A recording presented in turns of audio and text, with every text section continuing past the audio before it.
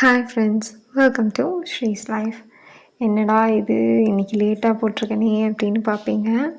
கோச்சிக்காதீங்க. இன்றைக்கி செம்மையாக எப்படி சொல்கிறது, உடம்பு அடித்து போட்ட மாதிரி இருக்குது. சுத்தமாக உடம்பு சரியில்லை. ஸோ எதுவுமே பண்ண முடியல. இன்றைக்கி அவங்களையும் நான் லீவ் போட சொல்லிட்டேன். பார்த்தீங்க அப்படின்னா நான் கொஞ்சம் க்ளீன் மட்டும் பண்ணுறது பண்ணேன்.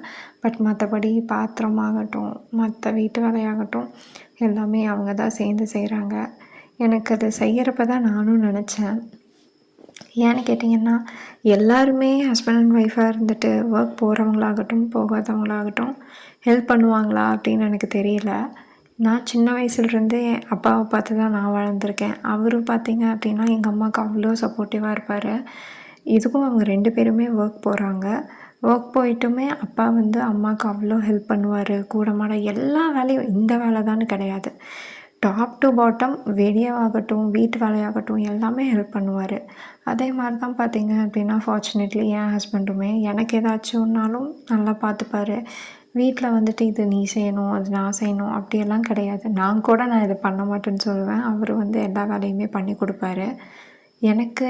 ஆனால் நான் சில பேர்த்த நானும் பார்த்துருக்கேன். இதெல்லாம் ஏன் பண்ணணும், இதெல்லாம் கேட்டால் எனக்கு அதெல்லாம் பண்ண தெரியாது அப்படின்னு சொல்லிடுவாங்க. உங்கள் ரிலேட்டிவ்ஸில் இல்லை உங்களுக்கு தெரிஞ்சவங்க யாராச்சும் அப்படி இருக்காங்களான்னு சொல்லுங்கள் சத்தியமாக கமெண்ட் செக்ஷனில். ஏன்னா எப்படி சொல்கிறது, ஒரு பேரண்ட்ஸ்னால் பொண்ணுக்கு மட்டும் இந்த வேலை, பசங்களுக்கு அந்த வேலை அப்படின்னு சொல்லி கொடுத்து வளர்த்தாம, எனக்கு தெரிஞ்ச வரைக்கும் இது நீயும் பண்ணு, உனக்கு உடம்பு சரியில்லைன்னா உன்னை யார் பார்த்துப்பா, உனக்கும் வேலையெல்லாம் தெரிஞ்சிருக்கணும்ல அப்படிங்கிற மாதிரி வளர்த்துருந்தா தான் கொஞ்சம் கரெக்டாக இருக்கும் அப்படிங்கிற மாதிரி தோணுது.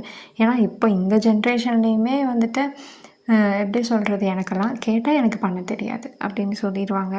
பட் அந்த மாதிரி இருக்கிறது கொஞ்சம், இன்கேஸ் நம்மளுக்கு உடம்பு சரியில்லைனா, பேரண்ட்ஸுக்கு உடம்பு சரியில்லைனா என்ன பண்ணுறது, அந்த மாதிரி நினச்சி பார்த்தா ஓகே பரவாயில்ல, அவங்க ஹெல்ப் பண்ணுறாங்க இல்லையா, அது வரைக்கும் பெரிய விஷயம் என்ன கேட்டால். ஏன்னா இப்போ எல்லா டைமுமே நம்ம ஆக்டிவாக இருப்போமா அப்படின்னா கிடையாது.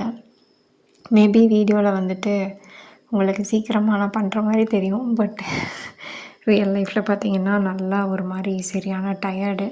அதுவும் இல்லாமல் 2 பேர் வீட்டில் இருக்காங்க, இவங்களுக்கும் நான் பார்த்துக்கணும் இல்லையா. ஸோ லியோ ப்ரௌனிக்குமே சேர்த்து தான் இன்றைக்கி பார்த்திங்கன்னா முட்டை இன்றைக்கி செஞ்சுருக்கோம். சரின்னு சொல்லிட்டு அவங்களுக்கும் சாப்பாடு கொடுக்கணும். கொஞ்சம் தான் இருந்துச்சு. பட் துவைக்கிறக்கே துணி ஏகப்பட்டது இருக்குது இன்றைக்கி. It's okay, weekend. என்னமோ எப்படி சொல்கிறது, ஏதோ ஒரு மாதிரி அப்படியே உடம்பே அடித்து போட்ட மாதிரி ஒரு வலிங்க, அது ஏன்னே தெரியல. அப்படியே ஒரு மாதிரி உடம்பு சரியில்லாத மாதிரி இருக்குது. இருந்தாலும் okay, I am happy because யாராச்சும் ஹெல்ப் பண்ண ஆள் இருக்காங்கல்ல, அது வரைக்கும் ஓகே. இல்லை நம்ம தனியாகவே எல்லாத்தையும் சஃபர் பண்ணோம் அப்படின்னு நினச்சி பார்த்தாலே ஒரு மாதிரி இருக்குது, ஐயோ அப்படின்ட்டு. ஏன்னா நம்ம வீட்டில் இருக்க வரைக்கும் நம்ம டேட்ஸ் லிட்டில் பிரின்சஸாக இருந்துட்டோம்.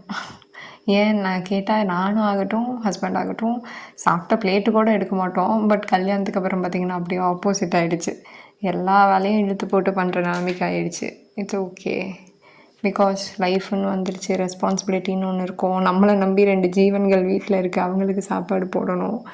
அது அப்படியே போயிட்டுருக்குன்னு சொல்லணும். என்னை கேட்டால் இது ஒரு random day in my life மாதிரி தான் இருக்க போகுது. இதில் எந்த விதமான டீக்ளட்டரிங் மினிமலிசம் இருக்காது. ஏன்னு கேட்டிங்கன்னா நான் சொல்லிட்டேன், ஏன்னா எனக்கு சுத்தமாக உடம்பு சரியில்லை. நான் எந்த மாதிரி எதை பற்றியும் படிக்கவும் இல்லை. நான் ரீசெண்டாக ஏதாச்சும் நான் தெரிஞ்சுக்கிட்டால் அவங்கக்கிட்ட கண்டிப்பாக நான் ஷேர் பண்ணுவேன் இல்லையா, அந்த மாதிரி தான். அதே மாதிரி அனிதான்னு சொல்லிட்டு ஒருத்தவங்க இரிட்டேட் வாய்ஸ் அப்படின்னு போட்டிருக்காங்க. நான் யாரையுமே கம்பல் பண்ணி பாருங்கன்னே சொல்லலை. நீங்கள் அவ்வளோ உங்களோட டைம் எஃபர்ட் போட்டு எனக்கு கமெண்ட் பண்ணுறீங்க அப்படின்னா உங்களுக்கு தான் டைம் வேஸ்ட். என்னை கேட்டால் நீங்கள் ஒருத்தவங்க மேலே ஹேட்ரடை காமிக்கிறதுக்கு பதிலாக ஜஸ்ட் நீங்கள் ஸ்கிப் பண்ணிவிட்டு போயிடலாம், சிம்பிள். நம்ம யாரையும் வலுக்கட்டாயமாக உட்காந்து பாருங்கள் அப்படின்னு ஃபோர்ஸ் பண்ண போகிறது கிடையாது. ஏன்னா எனக்கு தெரிஞ்ச விஷயம் 4 பேர்த்துக்கு ஏதாச்சும் ஒரு என்னமோ ஏனாதானோன்னு கண்டென்ட் போடாமல் ஏதாவது ஒரு விஷயம், ஒரு நல்ல விஷயம் யாருக்காச்சும் சொன்னால் அது யூஸ்ஃபுல்லாக இருக்கும். என்ன மாதிரி யாராச்சும் டீக்ளட்டரிங் ஆகட்டும், ஹவுஸ் ஹோல்ட் ஒர்க்லேயே ஆகட்டும், எதுவுமே தெரியாமல் இருக்காங்க, இல்லைனா பிகினராக இருக்காங்க, இல்லைனா சீக்கிரமாக இந்த வேலையை எப்படி முடிக்கலான்னு தேடுறாங்க அப்படின்னா இந்த வீடியோ கண்டிப்பாக ஹெல்ப்ஃபுல்லாக இருக்கும், என்னோடய வீடியோஸ். ஸோ அதனால தான் நான் உங்ககிட்ட எல்லாமே ஷேர் பண்ணிகிட்ருக்கேன். ஐ ஹோப் உங்களுக்கு என்னோடய தாட்ஸ் இன்றைக்கி ஷேர் பண்ணியிருக்கேன். அண்ட் எனக்கு சரியான உடம்பு சரியில்லை. ஐ ஹோப் நீங்கள் புரிஞ்சுப்பீங்க சொல்லிவிட்டு இப்போ வரைக்கும் கமெண்ட் பண்ண எல்லா சிஸ்டருக்கும் தேங்க்யூ. ஏன்னா என்னால் படிக்க முடியல. And take care. பாய்.